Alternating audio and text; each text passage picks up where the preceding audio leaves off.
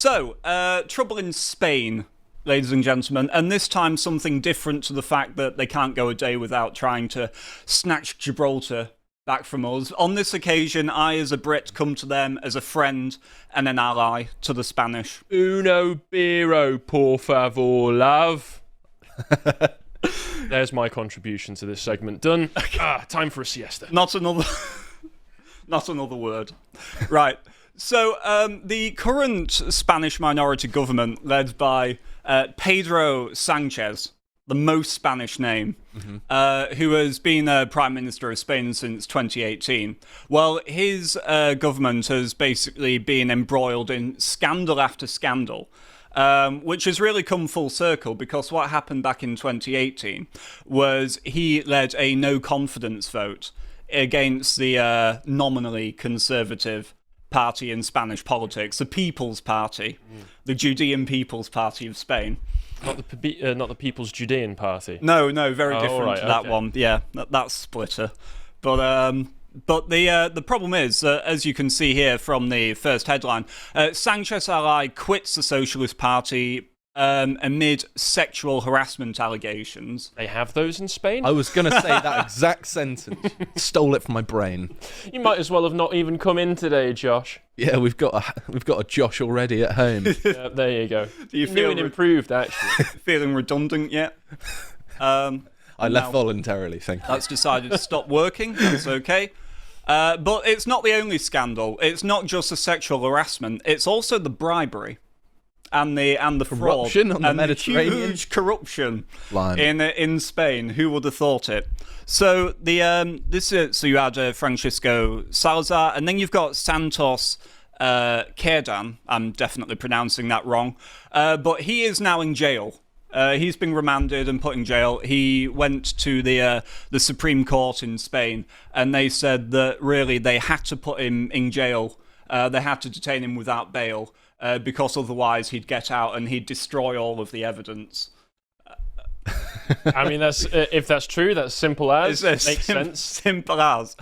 So all of this has left the current Spanish government in a very, very unpopular position, which naturally means that, well, when one side of the left-right, two-party system becomes unpopular, what can you do but go back to the other one, right? And so already you're getting headlines like this, where Fierro, that's Alberto Núñez Fierro, which I've definitely again pronounced right, it's his now or never moment to lead Spain again. It's his now or never moment to save the system and, return Spain to the sensible art of democracy.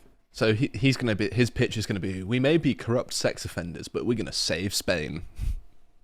Yeah, well, I mean, he's either going to have to own it or... Yeah, you can't shake those sorts of things. There's the two kinds of things hanging over a political party that you can't really recover from. Look at the Conservatives in Britain. They were known as the party of sleaze, right, and they still are. Yes, and that's exactly what these socialists have basically been, handing out, taking bribes to get public contracts, for all sorts of government programs and things like that. But also the problem here is, of course, because even though there is a general sense of two-party system to Spanish politics, of course they do actually have a form of proportional representation. But obviously, as well as that, I suppose a lot like us with, when we get parties like Plaid Cymru and the SNP, of course, Spain... Are they all just different variations of the same party? And also Spain is, of course, not without its own little whinging separatist movements, such as the Catalonians. Well, Spain is a very disunited country. Compared to Britain, Spanish politics is a lot more, at each other's throats, I think, because... although we disagree politically internally in Britain, it's not quite the same as, the Spanish, where there's entire regions where they're willing to turn to terrorism to become separatists. The Scots haven't quite got that far yet. Yeah, I mean, it's also... We snuffed that out of them after Glencoe. And hey, Luca, Spain is also a massive country where huge regions of it are separated by mountains that are just very separate from one another in the first place. So it makes a bit more sense. Although England can be geographically varied. We do have a bit of a better sense of unity. Yeah. Except for maybe whiny Cornish nationalists. Yes, that's a good point. Nobody cares. Construct mountain range across Cornwall. Good idea, Harry. Cornwall's About lovely. Devon, and then we just separate from the Oh rest yeah, of the UK. sorry, I forgot the whiny Devonshire nationalists as well. Nobody cares. So obviously, with this general sense of establishment consensus and things going from one right wing government of corruption to the left wing government of corruption, it's no surprise, of course, that eventually people will look for different parties to go to for alternative solutions. And of course, this led to the establishment of the Vox Party in Spain. And now this came as an offshoot originally of People's Party. Back in 2013, 2014. But then obviously what you had was, by the time of the general election over in 2019, you had them actually gaining some seats in amongst the, what was it called? Yeah, that's it, the Congress of Deputies. Right, I think they got 6 seats, mostly in the south of Spain. And obviously since then, the problems that led to that shift towards Vox have only been exacerbated, of course, in recent years. Since that 2019 general election, of course, you had COVID, and you had the really militant lockdowns that the Spanish implemented. You also have, you've also had stark rise in migration, of course, as well. Well, Spain is in a rather unfortunate position where, geographically speaking, that is, where it's very close to North Africa, which it shouldn't be a mystery to anyone. Yes. But the same routes that were used to conquer Spain and eventually led to the Reconquista are being used for migration, aren't they? And I think also a lot of them are coming from, say, Sardinia and Corsica across as well, from what I understand. Yeah. And it's interesting you should mention the Reconquista, that very minor event in Spanish history. Oh, yes. Because when the Vox Party began their campaign for the general election back in 2019, they launched it at Covadonga in the north of Spain, which was, historically speaking, the place of the first victory of the Reconquista. So they're trying to tie themselves, obviously, into the Spanish history and the struggle against conquest and, obviously, Islam most fundamentally. Foreign hordes. Foreign hordes. Yes, not including the Portuguese. Well, not including. Which obviously hit its mark. And now you have, obviously, as I say, in 2019, they were able to gain a toehold, as they said in the New York Times. As opposed to a foothold? Yes. No, it was just a little toe. It was just a little toe. In climbing, a toehold is more difficult than a foothold, so they're just giving them a compliment. And but now obviously things are heating up, and we're getting spicier policies, more daring policies. And you have here the far-right Vox Party is calling for 8 million foreigners to get kicked out of Spain, which is more than the number who live in the country. They're just going to invite some in to kick them out for the fun of it. They forgot to attach the Chad face to this headline. Yes, well, obviously they go on to... Maybe they're counting some particularly mixed parts of southern Spain as basically Moroccan. It's like, we'll deporting the entire Basque region. Yeah, we'll send you back over. Well, this will also, of course, apply to, let's face it, a lot of the British expats who have gone there as well. They're not the biggest fan of us over there. They're not. Whenever I've gone to Spain, No, I've seen graffitied on the side of mountains, which I think is a very That's interesting... a lot of effort to go through. On a mountain, Climb a just mountain. says Brits go home, and I'm just like, well, this is going to be a fun place to visit.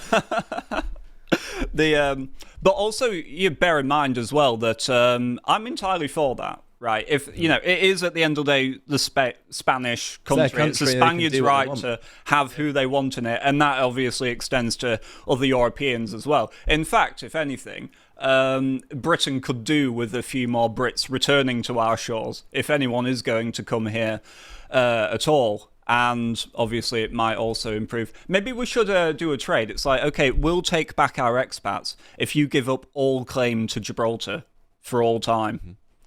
Also, I did a segment quite a few months back now talking about the movement on the Balearic Islands to just get rid of tourism. And I was just like, yeah, it probably ruins their way of life. It gets lots of drunk teenagers from Britain over there. Yeah, why not? I mean, it's their island. They can do what they want. Yeah, definitely.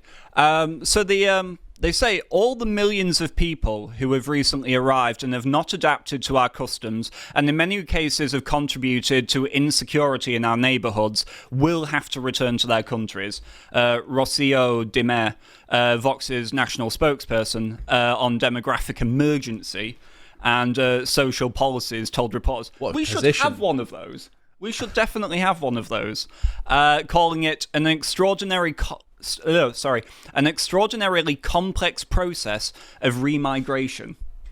And we have the right to survive as a people, which is all very reasonable. Very reasonable, and something that, makes you, when you read statements like that from insurgent right-wing parties in Spain, it makes you realise how much we're lacking one over in Britain. Well, we do have Rupert Lowe. We do. Saying deportations over and over and over again. Yeah. He's the one sounding the trumpet in Parliament and nobody else. Yeah. It's our very own Rorke's drift of a man. Rupert, one man standing against many. Rupert is our spokesman for demographic emergency and social policies. So, but then you also have where it goes on to say that of our country's 47 million inhabitants, roughly 7 million or more than 7 million, because we have to take into account the second generation.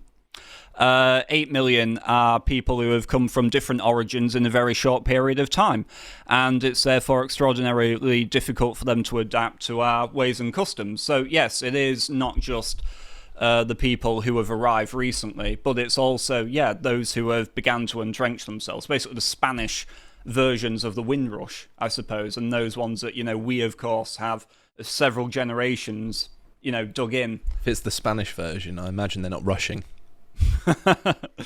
Yeah. Well, I was going to say something, I won't.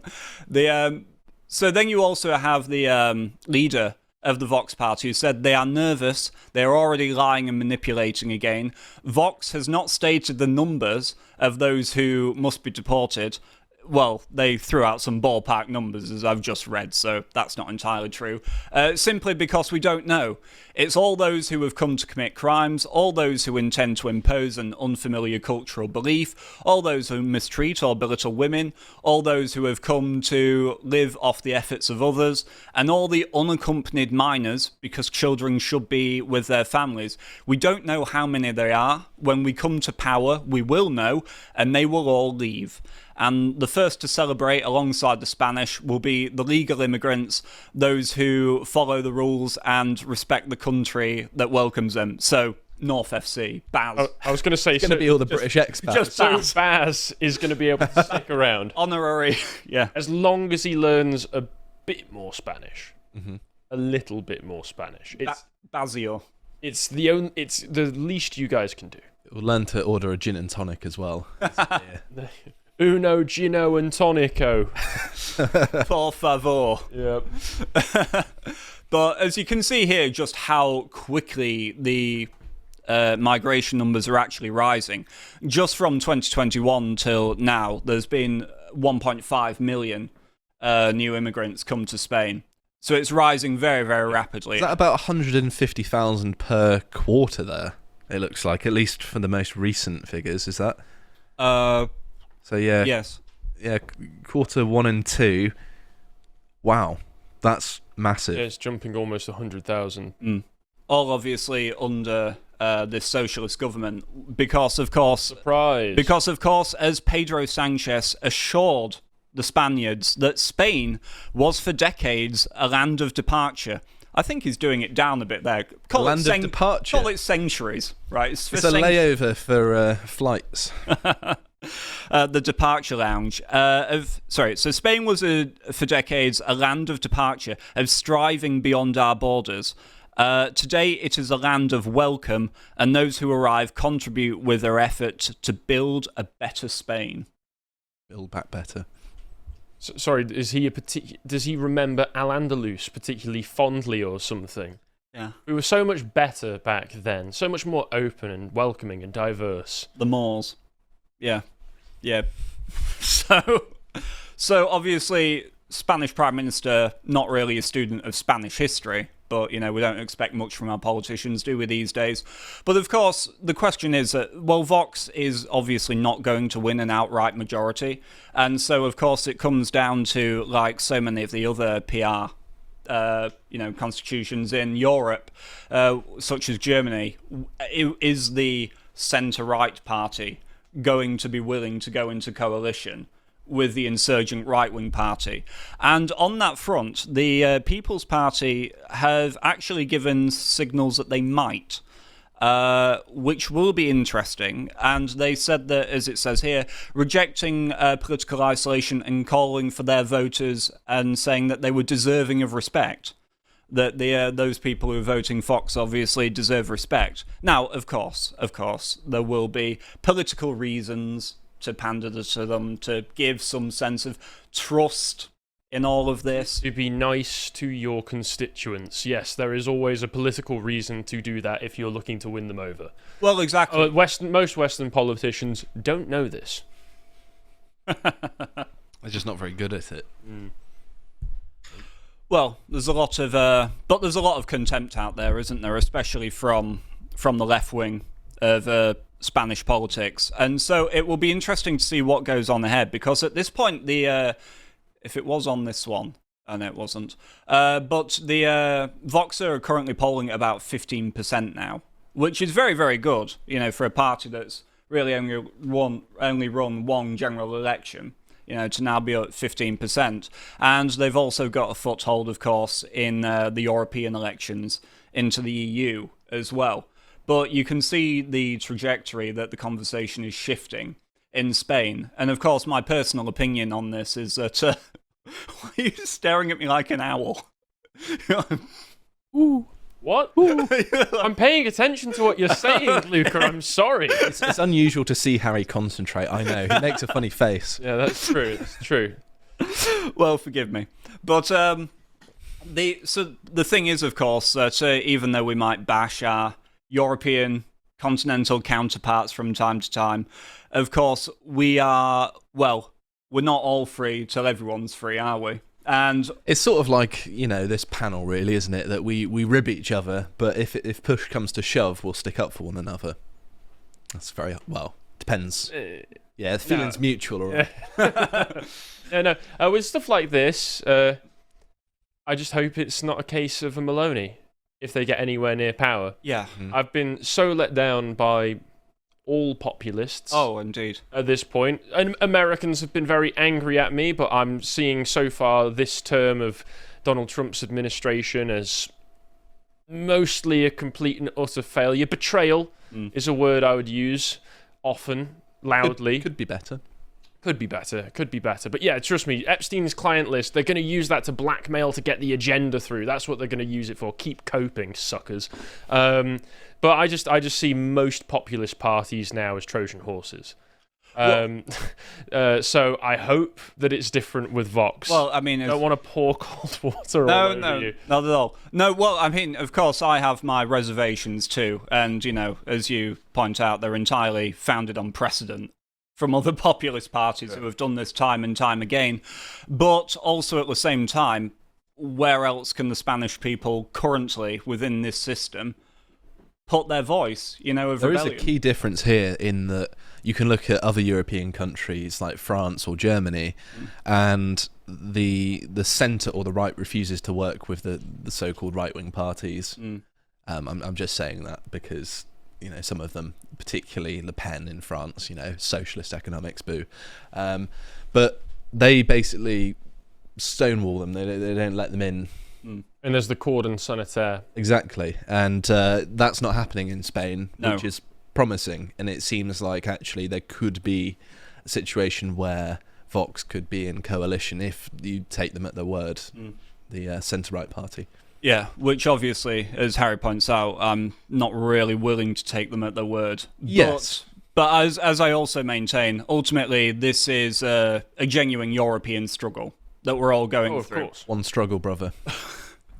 And obviously, you know, even if we were to come out of this, the other end of this, in total victory, we don't want France to become a multicultural hellhole. You know, we don't want Spain to be. We don't want.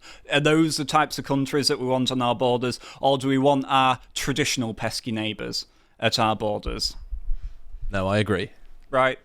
I've been facetious, but I do agree. I wish the best for my European neighbours and just Europeans more generally. I would like strong Europe. Mm-hmm. Fortress Europe. Together we can rule the world once more. Yes. Join me.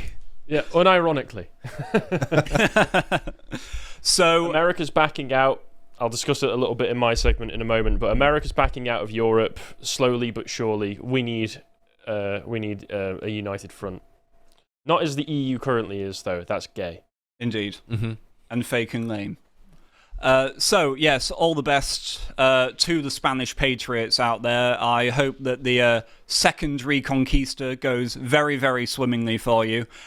Just make sure that you don't harm Baz in the process, please. If you would like to watch the full uncut version that is also uncensored, head on over to lotuseaters.com to find out more.